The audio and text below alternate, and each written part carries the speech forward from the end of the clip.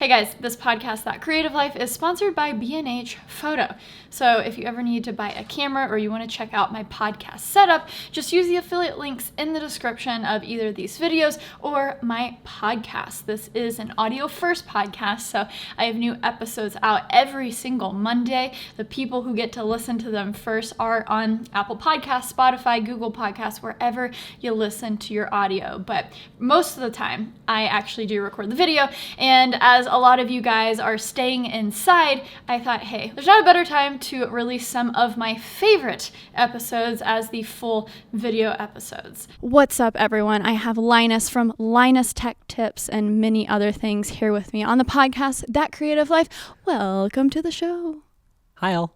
I'm so excited to have you on. This is so exciting. Oh, thanks. I flew to Vancouver for one day for just this podcast, and I am so excited to be here. I have a ton of questions because your operation here is so crazy. Seeing your setup here, insane.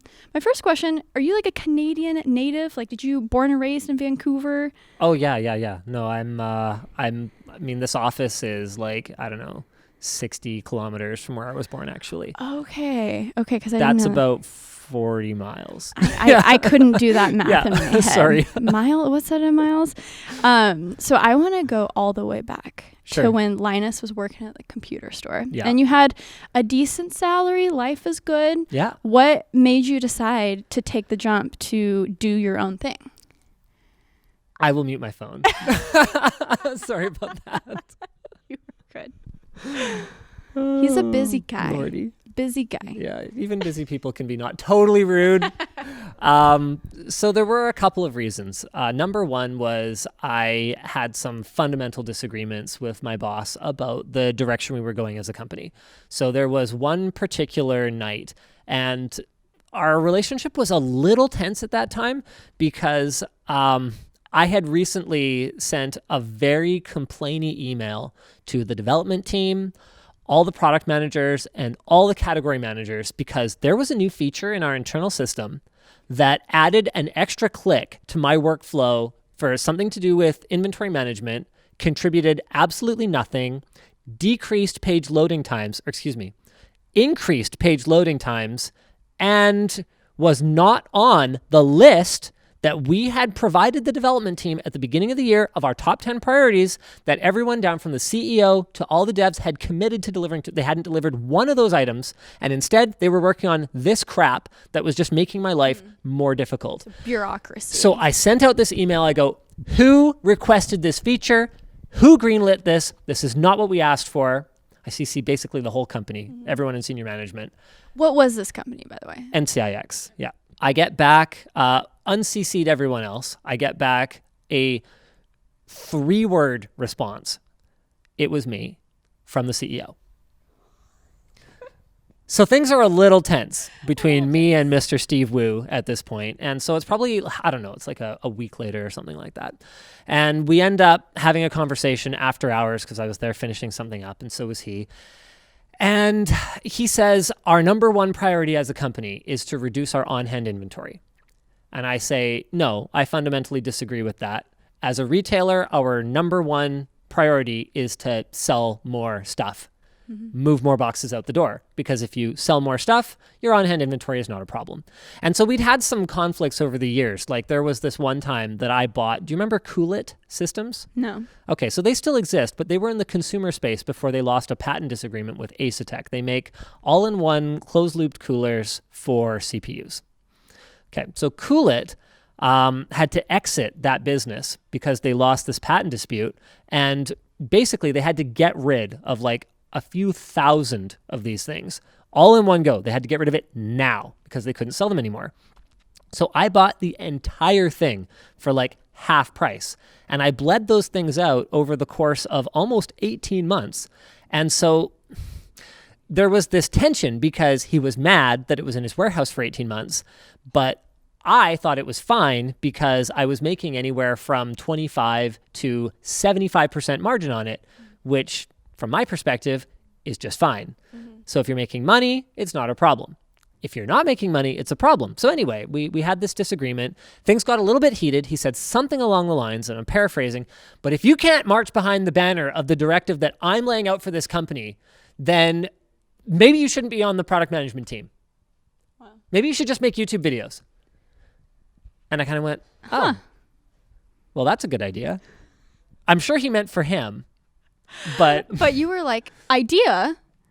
So, and it's not like I hadn't had my eye on the increasing AdSense. Like, I'm a very what year was numbers-driven this person. when you were thinking about?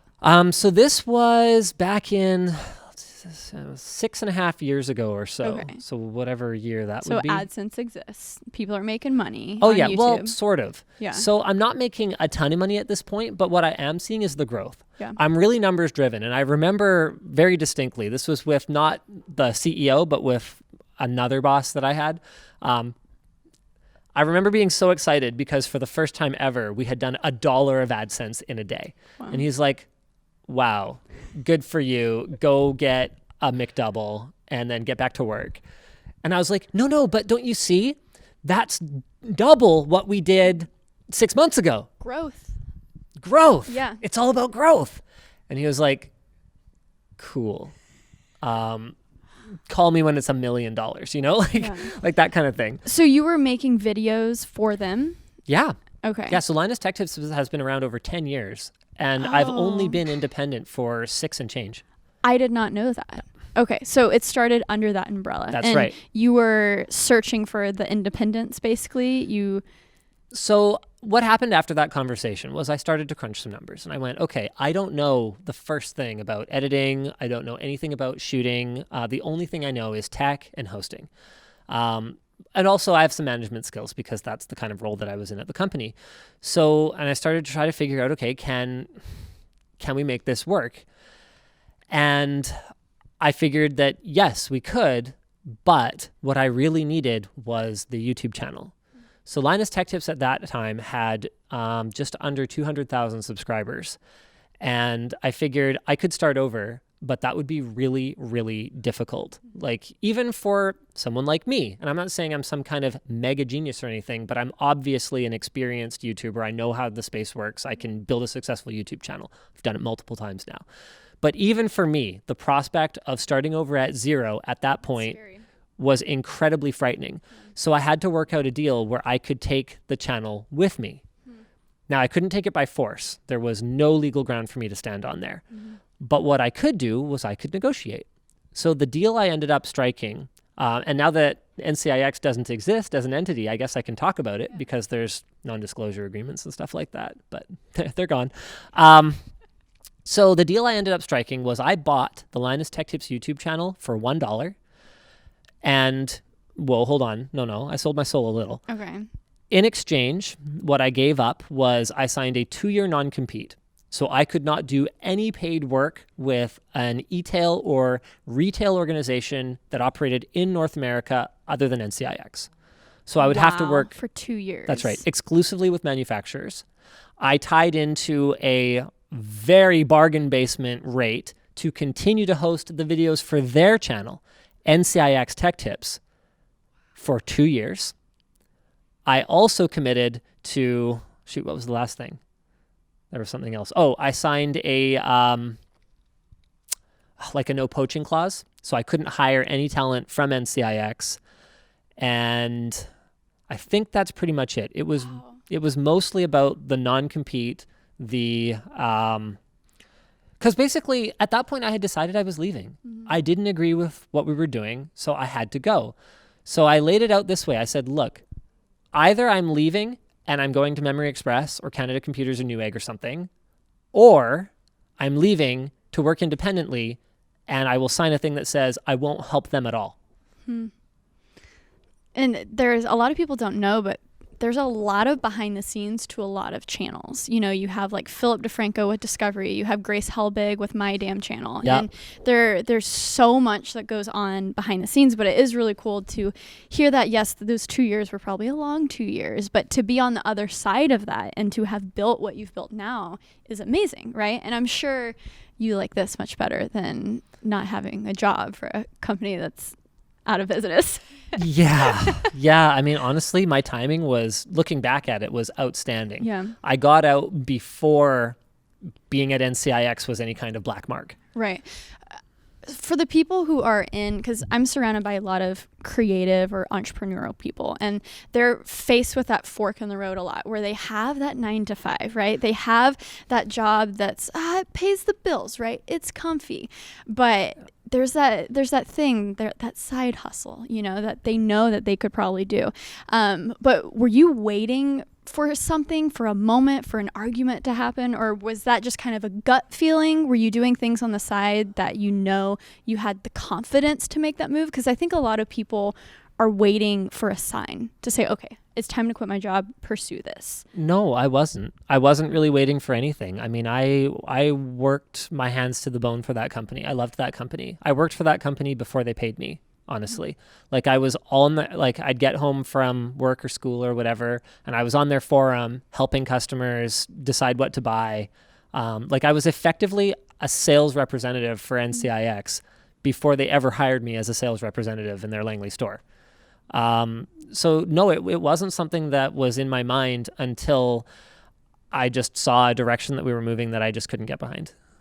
And I think it's interesting that you had those managerial skills. You had processes in place, because that's something that I will probably forever be struggling with, but I'm getting better now. You'll always struggle with it. Process. I'm still struggling with it. Because I think a lot of the listeners too are creatives first, right? Yeah. Maybe we don't have a lot of history in an organization where there is process, and especially with creative work, how do you put process to that? So my wife is actually a huge part of why we're able to be as organized as we are. She sounds so epic. Because I might not be necessarily a creative type in the traditional sense.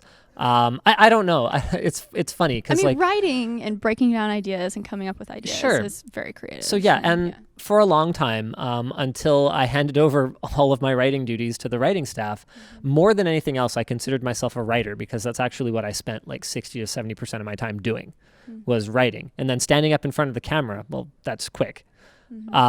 So I haven't really considered myself a creative type in the traditional sense, I guess. But I also was not like a managerial businessy type. Like, I was just a tech head. The only reason I was chosen to make videos, the only reason I managed to get promoted up the ranks was because I just was passionate about the technology, and that helped me to sell it. And it helped me to educate people about it. That was it. It all stems from that. So my wife's background is actually as a pharmacist, very detail oriented. She makes a mistake, someone dies, literally. And she managed to end up in a managerial role in the pharmacy at Costco within like 6 months of graduating. She's incredibly driven. She's incredibly hardworking, very detail oriented. And sometimes that's caused some friction because, she'll say, why are people doing this when they're not, checking a prescription, counseling a patient, sorting the baskets, like the kinds of things that she would have people do in the pharmacy. And I go, well, here's the thing. We need to have kind of a looser vibe here, because you can't do creative work when you're not having fun. And so we have to find a balance. And that's exactly what we've done, because if left to my own devices, I would play video games all day. I flunked out of university so hard it would make your head spin. Really? How many years did you last? I was in for about 1.5 years. Okay. I think I was actually there for 2-ish, but I only did about 1.5 years of actual courses. Okay. It was a bad scene. So get this. I was in college for 3.5 years. Oh, yeah. Doing electrical engineering. And then I dropped out with 1.5 years left. Really? So I was close, but that creative call, Linus, it called me. So I became a YouTuber. For me, it was my calculus mark that called me. 19%. No way. 19% in Calc 100. So you don't like integrals? It's not that I don't like them. I think they're very nice expressions. What's the point? It's not even that. So it's really funny. Almost all of my stories involve my wife at some point or another, because I actually met her as my tutor. So she would try. So she's a genius. She would try to help me with calculus. Well, okay, hold on a second. Let's not get ahead of ourselves, because there are certain. So she didn't do physics 12. You're okay. I'm going off on a tangent here. She didn't do physics 12 in high school, but she needed an equivalent course for her pharmacy program, for her science program. So she effectively took physics 12 in university, which is like 100, and then 101 is like the actual first university level thing, or however it works out. And she brings back this homework, and she's like, okay, so there's like an inclined plane or something, and it's sliding down the thing or whatever. And there's friction. Here's the direction the forces are going. And I look at it and I go, yeah, the force is going this way, and that's why, whatever. And she goes, no, I don't get it. And I go, no, well, okay, look, this is the direction of the force. And she goes, no, I don't get it. Look, go away. I'm going to do the math problem. And so she does the math problem, gets the right answer. And I'm like, but you don't understand what you just solved. She's like, no. Wow. So I have this very sort of abstract mind, and she has this very analytical mind. Yeah. So anyway, she's trying to tutor me in calculus, and we're sitting there above the pool. There was this kind of like secret area where you could hide away above the pool. How romantic. No, not that romantic. Okay. Yeah. Trying to set the scene in my head. Anyway, I get it. Suddenly, I get it. I do the entire chapter worth of problems for the like midterm that I'm about to take, and I get them all right, and I'm like, holy crap, it's so easy. This is not difficult at all. And she's like, wow, you get it. And then I woke up the next day and it was gone. And I've never understood it again since then. You're like, see ya, university. I actually had a very similar experience in my life swimming once. Do you know how to swim? I know how to swim. Okay, but are you a good swimmer? I'm not a good swimmer. Okay, can you do butterfly? Yes. I grew up in Texas. You can swim fly. Not well. Okay. You just asked me if I could. So that's what I'm talking about. Yes. So I was a lifeguard when I was in high school. Okay. And as part of your lifeguard training, you have to do all of your instructional training so that you can teach little kids, because you don't get the cushy shift standing on the pool deck until you've done your time in the water with the snot-nosed kids, right? So so as part of your training, you have to at least fundamentally understand butterfly, even if you can't actually swim it well. And at one point in the unit, we were doing our practice lengths, and it clicked.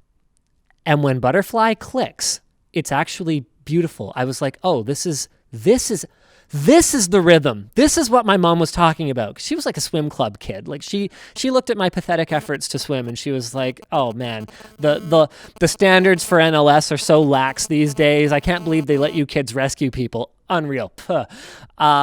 So like it clicked one day, and I was like, wow, this is amazing. I swam 2 lengths of such gorgeous butterfly that the swim club kids in the lifeguarding classes were like, wow, we should get you for our fly squad. And I was like, hold on, what is a fly squad? Like a 4-person relay team. Oh. Yeah. Okay, flight. That sounds sick. Yeah, butterfly. Fly Squad. Yeah, sorry. And I was like, yeah, no, I'm good, but like, wow, cool, because like these guys have been swimming circles around me for the entire training program. Like, I'm good at teaching, but I'm not good at swimming necessarily. Whereas they're great at swimming, but some of them struggled with the actual like working with 7-year-olds with, you know, disabilities or whatever. Like, but that was always really fun for me. So anyway, the next day I tried it again. Gone. What is that? I mean, it's just gone. Can't find the rhythm. I'm like flopping around in the water like someone who knows the stroke but can't find the rhythm. So is that just the way you learn and retain things? No idea. Interesting. Couldn't tell you. Oh my, well, college was a very terrible experience for me, but it led Really? me to where I am now. And it sounds like, What was so bad about it? just I wanted to make videos, and I was worrying about I didn't care about the ones and zeros, and I was an electrical engineering comp sci major, but I didn't care about the little transistors. I didn't care about all of that stuff. I've been a band, played electric guitar my entire life. So Wrong major. Yes, exactly. Okay. I wanted to make like pedals and amps. You should have done what I did. I never declared one. Didn't make it that far. Sorry. You never declared your major. Yeah. I mean, well, that's what I wanted to do, right? I was like, oh my God, if I want to make guitar equipment, electrical engineering, right? And then I got an internship at an electronics shop. And all of a sudden I was like soldering together circuit boards. I was like fixing piano keys. And I was, oh my gosh, I was like, this is not for me. This is not for me. So it was always in the field is where I really discovered, oh my gosh, I can't do this. So that's when I switched to comp sci. And then we were learning super base languages where I'm like, we were basically learning how programming languages worked. We weren't even in like Python or something interesting, C++ before Swift. Right. So Like I you're was just looking leaving at like machine code, basically. Exactly. Okay. And so I was leaving class. Okay, well, I can't make an iPhone app. I can't make a website. I'm 3.5 years into college, and I can't do anything practical. Right. And that's where it really clicked. And I was like, you know what? I'm making videos. And so let's try this out. I dropped out with only 3,000 subscribers. And I worked for a production company until I made a viral video. And then I got a residency with Adobe. And the rest is history. But anyways. It's funny you mentioned that, because back to, was I looking for an exit, and like, you know, was I looking for my side hustle or whatever? It's funny because we did, for our Christmas party this year, we gave everyone in the company a jacket, like an anniversary jacket kind of thing, because it was our 6-year anniversary. Anyway, everyone's sleeve has the number of subscribers the channel had on the day they first were hired. And I looked at mine and I was like, that can't be right, because it's like 203,000. And I was sitting there with my wife as we double checked the numbers. When we went indie, we had less than 200,000 subscribers. We were like, would we recommend that anyone do that at this size? No. I'd say wait till like 500,000, 1 million. It's almost though when you know, right? I guess so. And I wasn't that certain. Well, and take me back to the beginning as well. Did you initially hire people right out the gate? Yes. Okay. So I had 2 people that were working with me at NCIX, Luke and Edsel. And Luke Is that Luke, who still works here? Yeah. And Edsel, who still works here. And so Ed did all of the camera and editing, and Luke did all of the like pre-prep for like techie topics, like making sure that the video card actually overclocks before I go on camera and try to overclock it or whatever. And the way that I saw it, because I didn't have, especially on the editing and shooting side, I didn't have those skills. I really needed those bodies right out of the gate. And when I crunched the numbers, I went, well, if everything goes according to plan and we continue to grow, I will have enough to pay them, but not me. So that's fine. Then let's just hire them and go for it. Full gusto.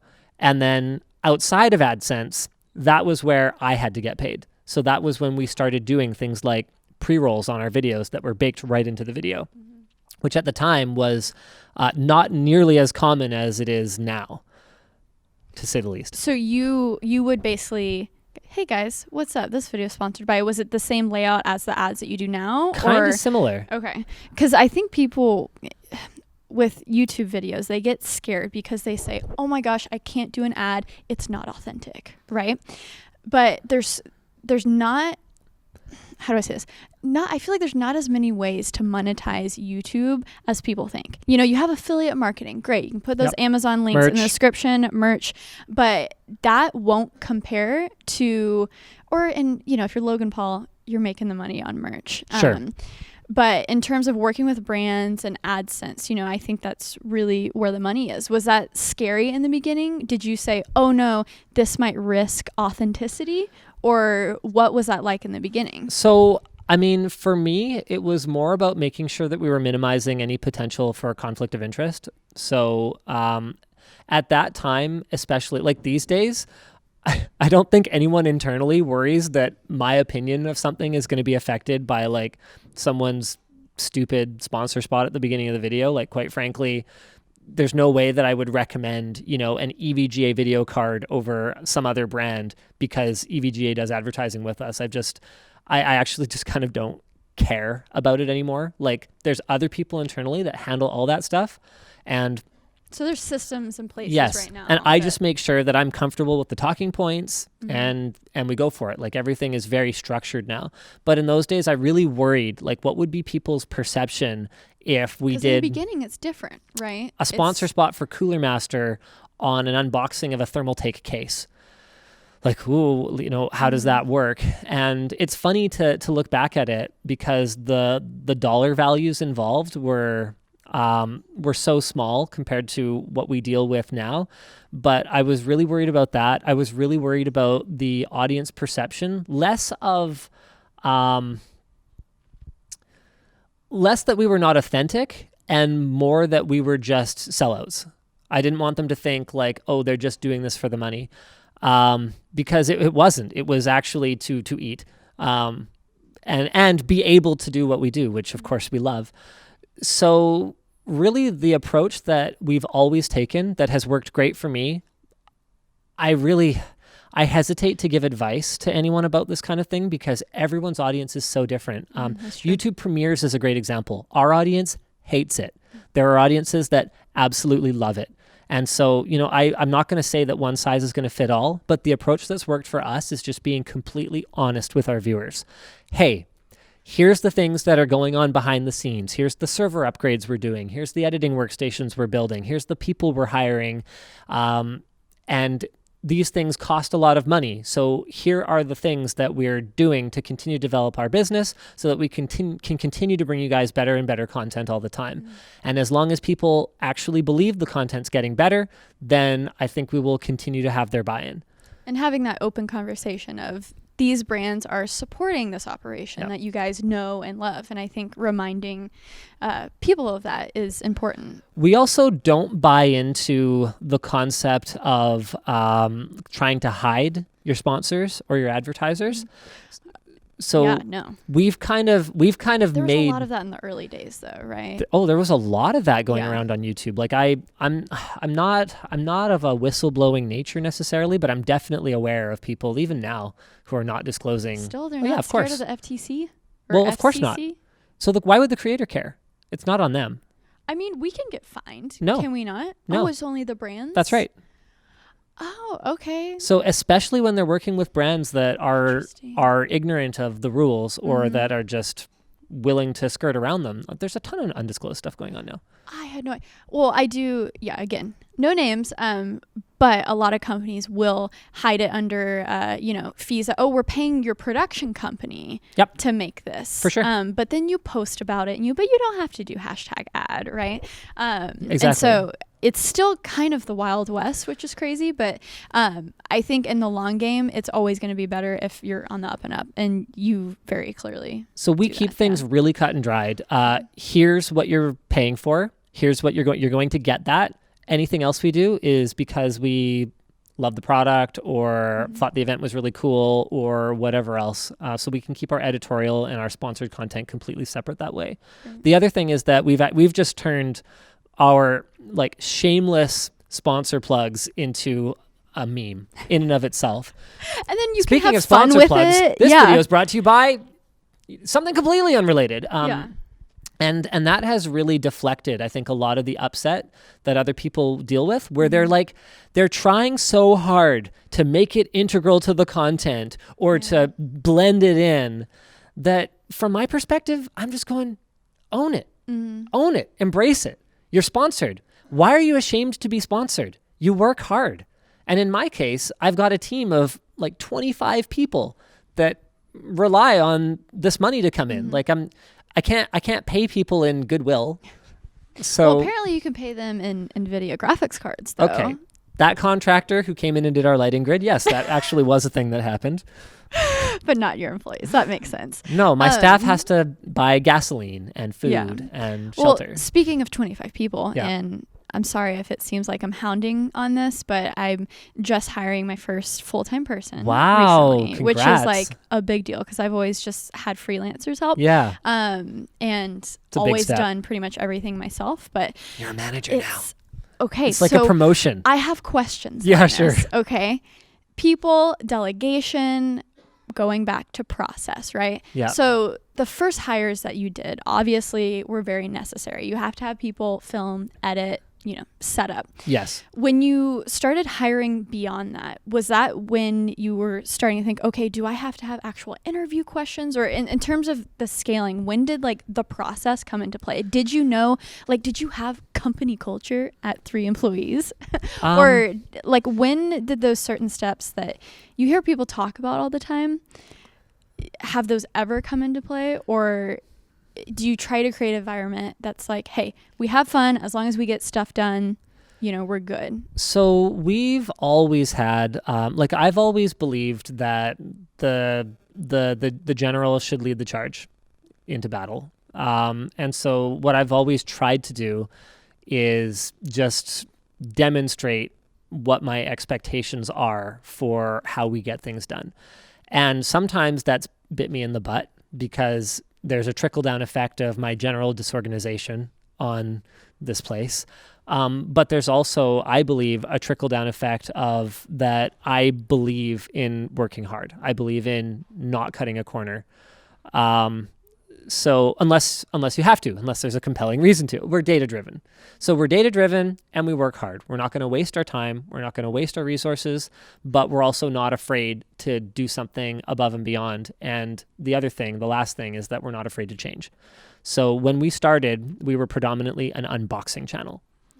We basically don't do unboxings anymore unless it's just like a goofy live stream or something. We don't consider it core content whatsoever anymore.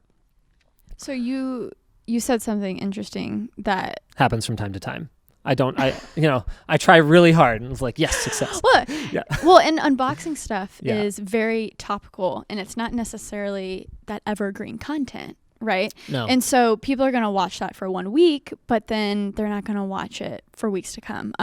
One of my favorite things that you do was what do you call it? The something cop, like Secret Shopper. Secret Shopper. Yeah. That was a really great series recently when you were buying an Origin PC, a Main Gear, what were the other two? iBuyPower, Alienware, and HP. Yeah, and you went undercover and you saw how their customer service was and all that stuff. And it was really interesting and fun and compelling.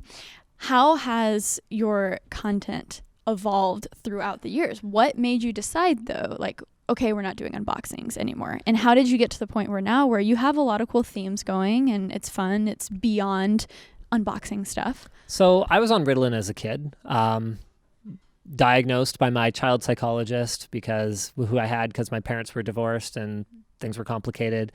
So I'm diagnosed with attention deficit hyperactivity disorder. Now, I don't know if it's actually followed me through to adulthood, but what I can tell you is I get bored of things extremely quickly. So the secret to my success is that I get bored. Mm-hmm. And I get bored before my audience gets a chance to get bored. Which is good. Which is exactly what has driven us. I got bored of doing unboxings. So there's been a lot of major decisions that we've made. So if you had asked me 6 years ago, if I envisioned a time when we would no longer cover computer cases, I'd have said, are you kidding me?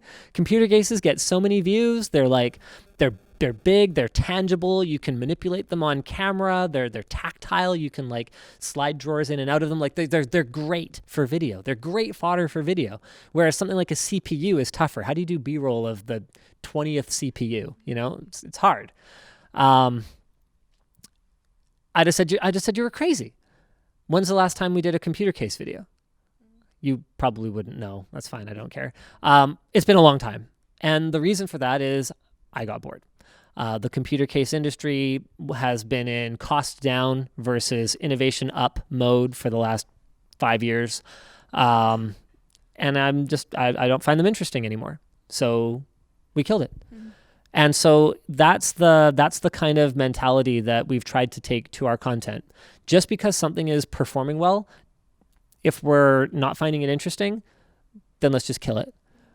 So we killed unboxings. We killed almost every core category that we had when the company was founded. Things like power supply videos, keyboards, mice, computer cases, motherboards. I remember telling our partners, hey, we're not doing motherboard reviews anymore. And they were like, what? What do you mean you're not doing motherboard reviews? I'm like, we're not going to do motherboard reviews anymore. Who cares?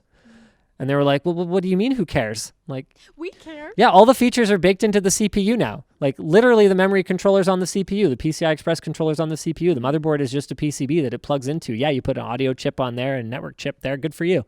Like they all overclock the same now. What do you want me to say about it? And they're like, well, I don't know, the color scheme's cool. I'm like, yeah, people can see that. They don't need a whole video for that. It's fine. And so following your interest has paid off. Absolutely. Yeah. And the other thing too is taking advantage of what we can do better than other people.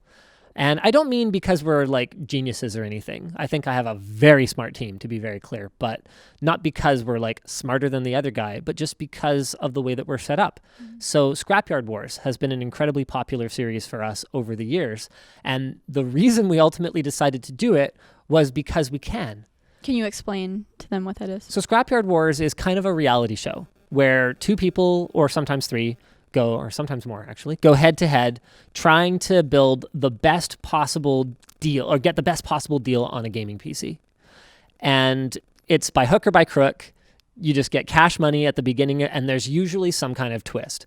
So the twist this time is you're working in partners. The twist this time is that you don't have a budget. You can spend however much you want, but you need the best performance per dollar. That's a tough target to hit because you have no idea what the other team is building the entire time until the big reveal at the end. And so it's the kind of idea that I'm sure hundreds, thousands, tens of thousands of content creators have kicked around in their small office going, oh, we should do that. That would be so cool. But then we don't have enough camera people. We don't have the budget. We don't have enough on-camera hosts. And I went, no, let's do it. We can. This is an advantage.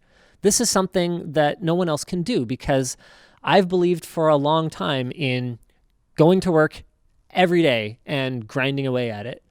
And so I've invested in full-time people and the facilities and the equipment for them. I'm like, well, I want something for it. Where you have an idea and you can just go for it. Exactly. And that's so powerful, but it's scary for, I think, a lot of creators because you want control. You want control of everything. Oh my gosh, I can't have someone edit a video. What do you mean? I've heard that so many times. Yeah, it's great. like, what do you mean, Linus? So when you were kicking writing to a person in the beginning, which is your thing, that's my thing. Right? How would you sit down with them and see what they have written out, and then would you correct them on the spot, or would you let them have their time? They would maybe email you and you would send them back a Google Drive, or would you just like redo it? So what was the process? We hired the bulk of our writing staff a little over 2 years ago, and I still review 98% of the scripts word for word. I sit down with them anywhere from 20 minutes to 2 hours, however long it takes, and we hammer it out. And either I will make unilateral changes if I completely disagree with something. I have rewritten scripts completely from scratch. Or, especially now that those guys have their bearings, they've been at this 2 years now. They're actually seasoned YouTubers. It's amazing how many seasoned YouTubers there are in this building.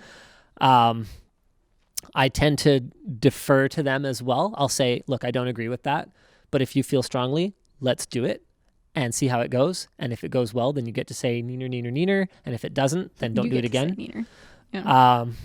And so, yeah, I still review everything pretty much. And I'm having a hard time foreseeing a future where I don't have to keep that creative finger on the pulse in that way.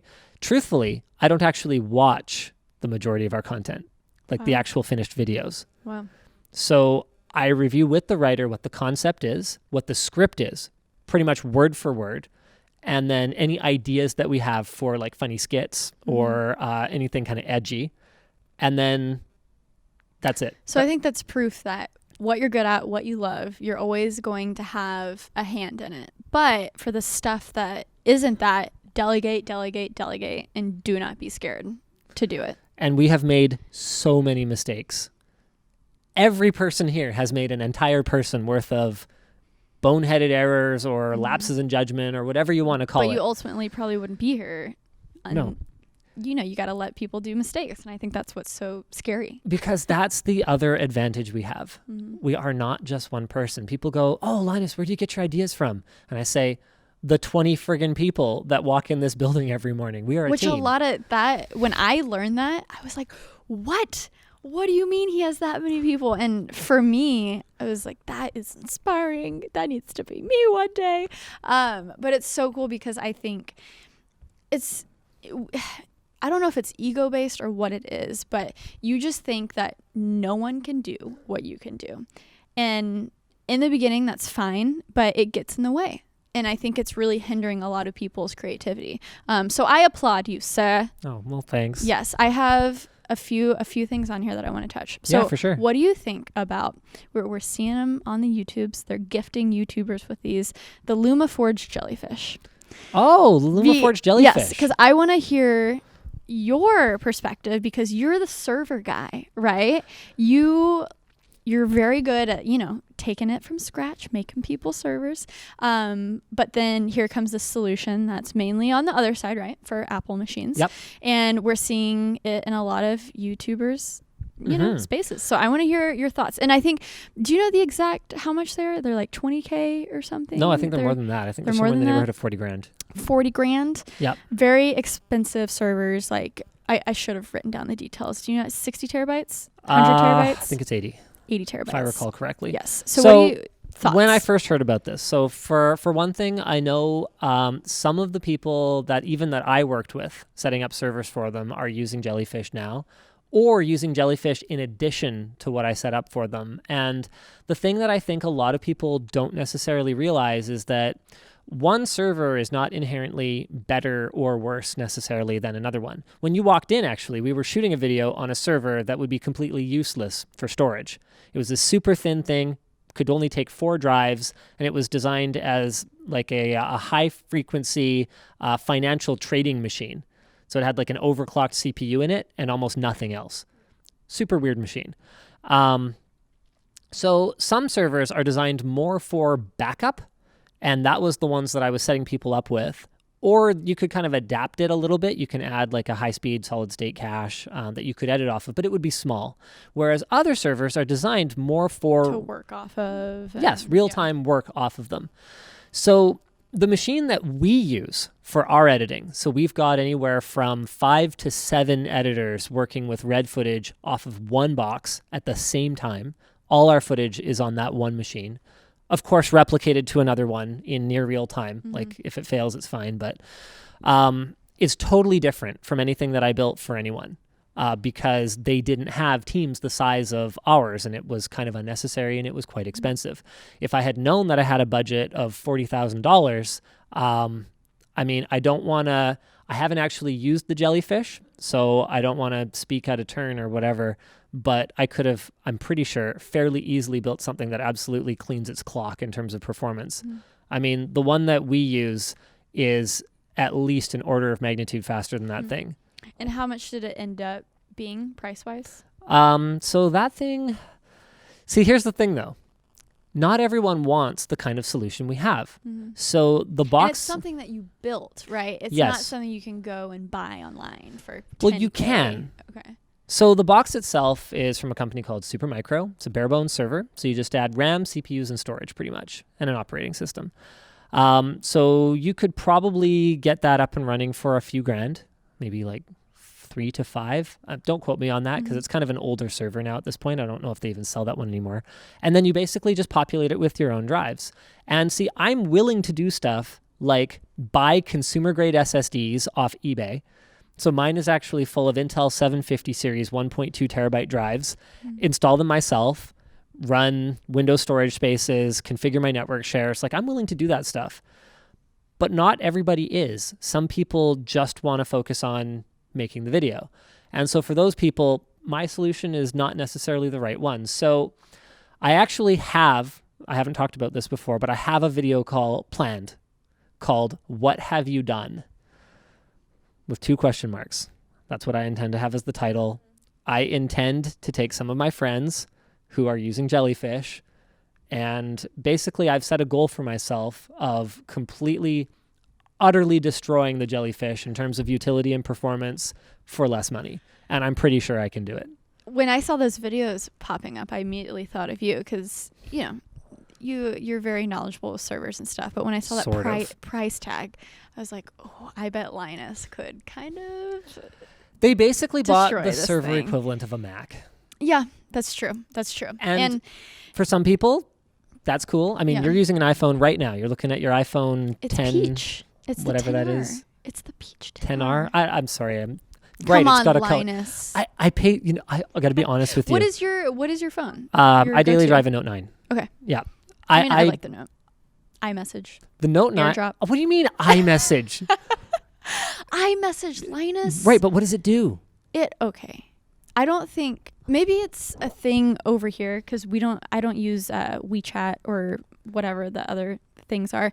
But when someone makes a group green and it's not the blue iMessage and you can't share all the pictures, you can't share that minute video in the group chat. Or I have a friend who has a Pixel. I love the Pixel. But when I try to send him like a 2-minute video, nope. So I have to upload it to Google Drive, send him a link. So very basic stuff with media, with AirDrop. And I've made a lot of videos recently about, going to the dark side of PCs. And I always say, in my experience, it has been much easier to switch to PCs than if I were ever to switch to an Android. I don't see a time that I could switch. Now, I would probably say that. There's so many alternatives. And I know you made a video recently about Android, why it's better. But we also did one on iPhones, why they're better. Okay. We actually did 2 videos, both designed to pretty much piss off the other side. Yes. So tell me why you don't care about iMessage or AirDrop. What was the original thing? I forgot what we were talking about, but I'm interested of why. Because why would I? I use WhatsApp, WeChat, SMS, Hangouts. Yeah. I use all kinds of things. Who cares? It's just a notification. You just type a thing in the doodad. So when you're around with your family and you take pictures of your beautiful kids and people want the media, you can share that easily without AirDrop, without iMessage? So I can show you something really cool. So I use Plex on my phone, and I have a Plex server running at my house. So if I take a picture... Okay, well, not everyone has their own I can fire up... Hold on a second. House. So I can fire up Plex, and this is neat. So this is every photo that I've taken, along with every photo my wife has taken, and they're just already here. It happens automatically. Okay. There is no AirDrop. What do you mean open AirDrop? What am I, a caveman? Or iCloud, sharing iCloud. What, pay for iCloud? Are you kidding me? This is my server. Okay, so my pictures are on my server. Right. I can share them with whoever I want. It goes back to, I think, people wanting the solutions right at the palm of their hand without having to download other things, Look at my baby. She fell asleep at the top of the stairs. Isn't she precious? So precious. She crawled out of bed, and then she just... passed out in the hallway. Anyway. So cute. Okay. Well, touche. AirDrop, iMessage. Pretty Coral phones that now in the S10 you can have. So we'll see, guys.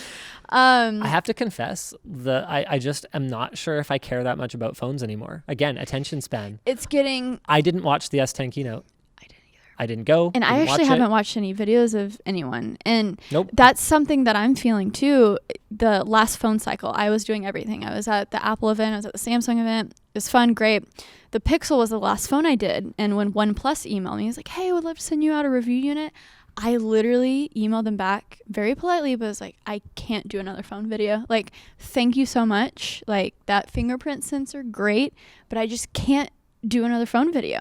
And I think I wonder if the consumers are getting tired of it. I think so. I mean, if you look at the channels that have been predominantly driven, YouTube is so cool because unlike closed garden websites where we have to rely on it's funny, we have to rely on services like Alexa, and I don't mean Amazon Alexa, I mean the old Alexa, like the website stats tracking Alexa. Yeah, different thing. Where we had to rely on services like that to get some idea of how these sites ranked compared to each other with respect to their size and their traffic. With YouTube, everything is so transparent. So you can look at broad industry trends like, okay, here's all the channels that are focused on mobile. What's their trajectory right now? And what I thought was really interesting was a couple of the biggest Indian YouTube channels that are heavily focused on mobile have been in a steady decline for about the last, I think it's about 6 months. And you could look at India-specific trends that might be affecting that, like the fact that basically 250 million people went online in the span of just a few years, and then they got phones. All of a sudden, their phone was like this highly functional thing that was like the center of their day. Like they could do everything on their phone, and they were like learning about phones and excited about phones.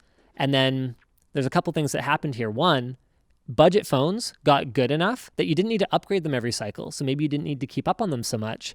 And the people who just aren't that interested in upgrading their phones and are just interested in the utility of it aren't going to spend $1,000 every single year. Maybe they're just not upgrading, so they're not looking into it as frequently. Right. So there was this massive uptick in Indian YouTube channels that were focused on mobile, and lots of them are declining right now.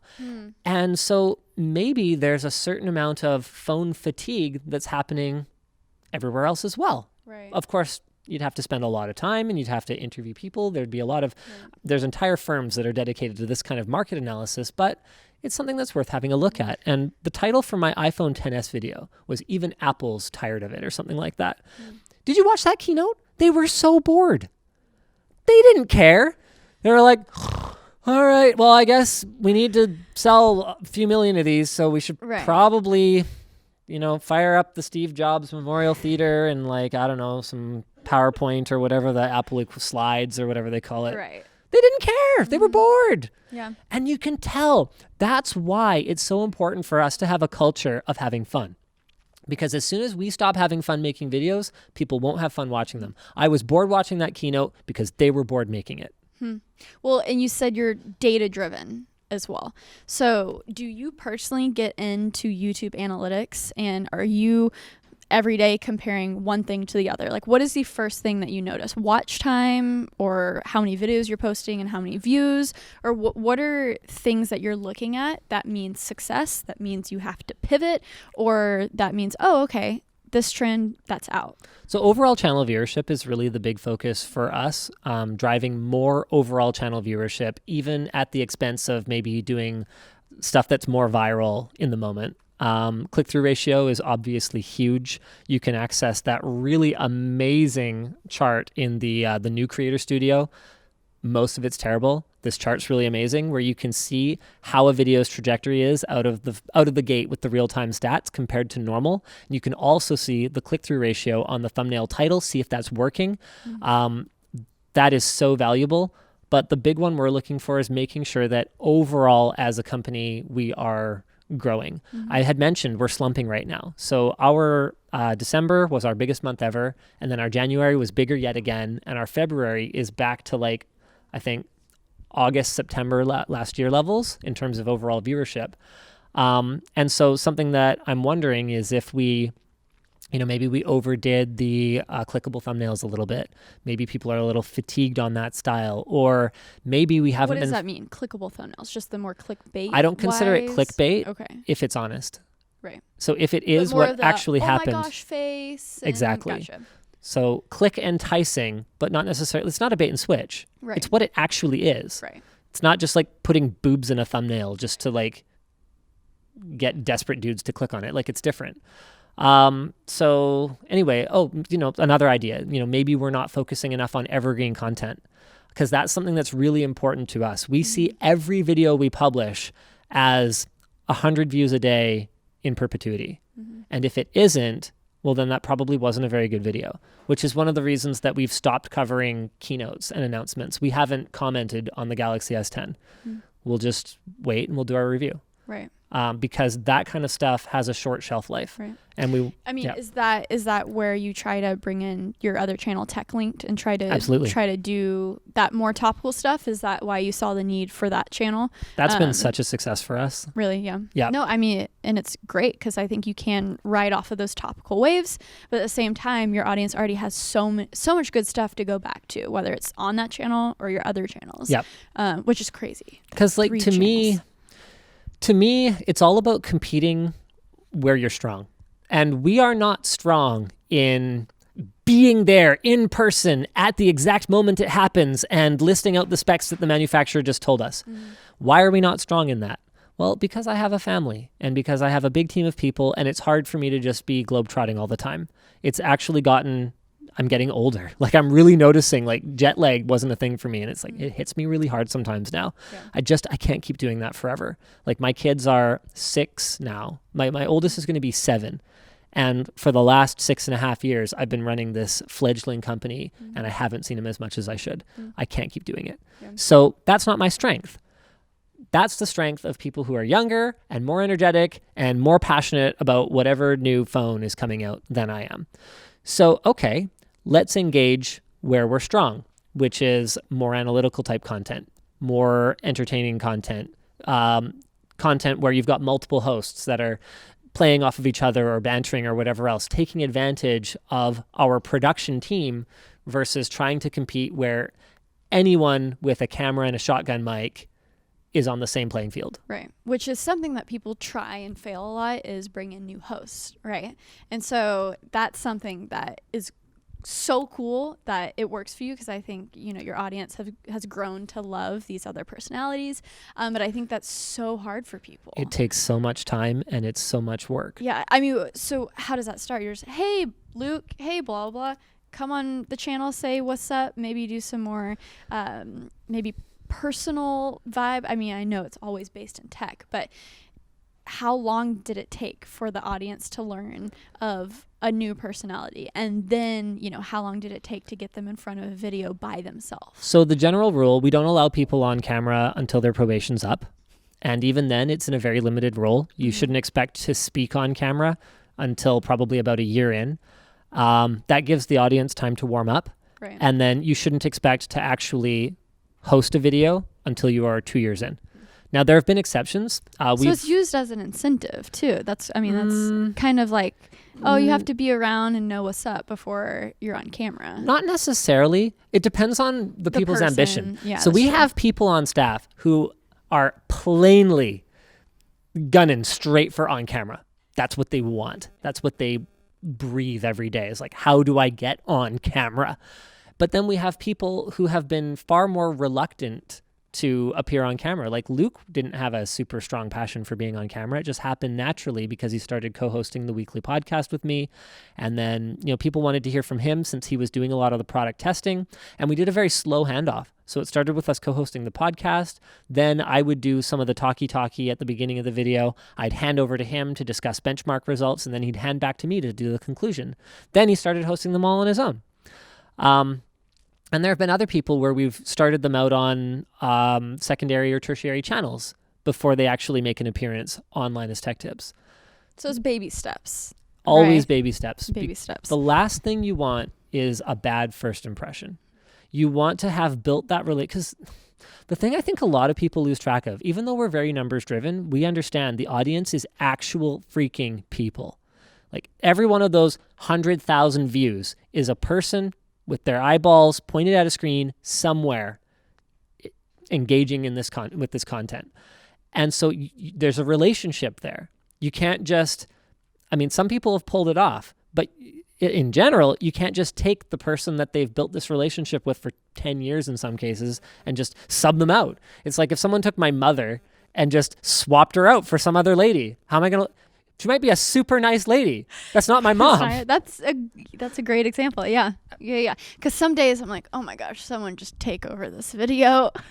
But I think that's what makes YouTube so special is you develop that relationship with your audience, and it's you, right? Exactly. We're going to take a hard pivot here, Sure. one of the last few questions we have, because we had some YouTube drama recently within the community. Oh, my favorite topic. Yes, your favorite topic. And we're not necessarily going to talk as much about the stuff that you commented on about the copyright stuff. But I thought you said something really great in the video, and I'm just going to say it again before I ask you this question. You said whenever drama comes up, you need to ask yourself to, one, think critically with any accusations that come up, and then who are the stakeholders and what can they gain or lose? What is the actual solution to the problem, and who has the power to enact that solution? Where can I find that info? Is it worth your time? And is the drama happening? Is it being addressed with the two, first sources where it came from? And recently there was something that happened in the community where Vox Media, yes, which is the parent company of The Verge. The Verge is a tech website. Yep. I personally know a lot of people at The Verge that I love, but I am also a passionate YouTube creator and love the creator community. And whose side are you on, Sarah? Right? And recently Bitwit had a video of them reacting to a poorly made PC video. I think poorly made is charitable. Yeah, that The Verge made. Like it was pretty bad, right? And it was pretty much, I'm assuming, the case of, hey, we have to film this video. You come over here. You know about PCs, right? A little bit. And that's, you want to ask, oh my gosh, was there no internal vetting before this uploaded? But whatever. Here's what I want to know. Hold that thought. Why didn't they just clone my video? Honestly speaking, why didn't they just rip it off shot for shot? Right. I wouldn't have even been mad because it would have been a much better video. Right. I have done so many build guide videos that they could have just taken some slightly more modern hardware, because we don't really do them anymore, but they are in depth, they are step by step. They could have built a perfectly good gaming PC. I think that's where the frustration was, because there is a ton of educational content out there to build a PC. So when you go on camera and you're giving advice that is wrong, there's frustration, right? So the video that Bitwit posted was Kyle reacting to it, his alter ego, which is pretty funny. And then he got a strike, which is bad. It's not just Verge claiming their content, but it's saying, hey, you went above and beyond, something wrong, we're going to give you a strike. Yeah. When you get 3 strikes or 4 strikes, you can have your channel terminated. It's baseball rules. Yeah, that's why it was such a big deal and why the community reacted the way they did. So with that being said, that context laid out, with that whole situation, what were your initial thoughts, and where do you think we are now with it, that the Verge Fox has retracted, the strike? Yeah. Yes. So there's a few things. I want to start out by saying that I agree with the Verge's editor-in-chief, who I don't remember his name at this point. Sure, thanks. I agree that the way that the community is behaving at this point is not okay. It's blown up. The fact that crazy, yeah. No one should ever be receiving a death threat for anything that happens to or about a gaming computer. Get your head on straight. This is not war. This is not disease. This is not a serious issue. And yeah, people take gaming very seriously, but at the end of the day, it's not oxygen. It's not food. It's not clean water. It's not shelter. We don't need it. So let's not, you never talk about a human life in the context of, what it's worth with respect to like gaming or computers or YouTube. Not okay. Anyone who's engaging in any of that kind of nonsense is way out of line. With that said, I think The Verge has really done a spectacular job of continuing to dig a hole for themselves when there really just didn't have to be one. I've had this conversation with other big companies, and I go, why no one likes you? Because you're afraid to be human. There's one large micro processor company. I'm not going to name who it is, but I had a conversation with a PR rep, and I basically went, everyone roots against you because you guys default to just being jerks. You're like the abusive spouse was actually the analogy I used, and it's not a very PC analogy, I suppose, but I was like, you do things wrong, and then actually you're not even like the abusive spouse because they will apologize at least. You just do things wrong, and then you brush it away. What you need to do is you need to come out, acknowledge that you did something wrong, apologize for it, lay out the plan for how you're going to prevent it from happening again, and then you need to do your best to prevent it from happening again. You need to actually behave like like a respectable human being, and then people will like you. And until you can figure that out, don't be surprised when everyone is rooting against you. And so what Vox did was, instead of just issuing a public apology, like not the kind of half-baked, we're sorry he was mad, that they ultimately did issue. You just need to issue a public apology, and not just for the strike, like for that video. The fact that they stood behind that for so long, like it was embarrassing. They embarrassed themselves. And so they set the stage for this to blow up, because the community wouldn't have been so mad about this if they had just come out and said, you know what, we really screwed up that video. That was awful. It was not up to our editorial standards. We need a mulligan here. I actually reached out on Twitter and I offered to come in and help them do it again. Didn't even get a reply, but they were certainly replying to other crap on Twitter. So I don't know. Maybe they saw it, maybe they didn't, but it wouldn't have been hard to contact someone who knows what they're doing to come in and help them.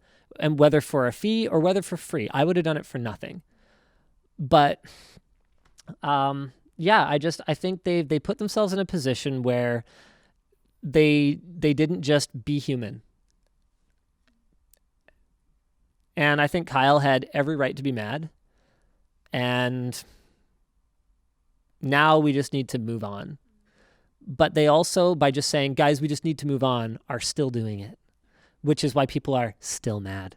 Yes, those were good words on that topic. I think everyone is just very...